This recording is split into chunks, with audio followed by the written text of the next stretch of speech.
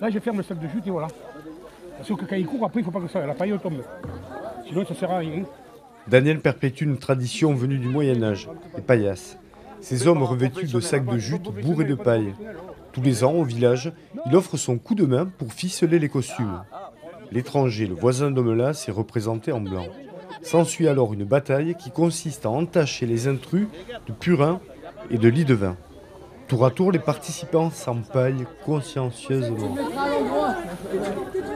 Leur visage sera recouvert d'un rabat en peau de blaireau afin qu'il soit méconnaissable. Quand on est en blanc, en fait, on court à peu près dans tout le village, on essaie d'esquiver les paillasses et tout ça. Et quand on est en paillasse, en fait, on cherche le plus de blanc possible. Pendant ce temps, les habitants protègent leurs façades.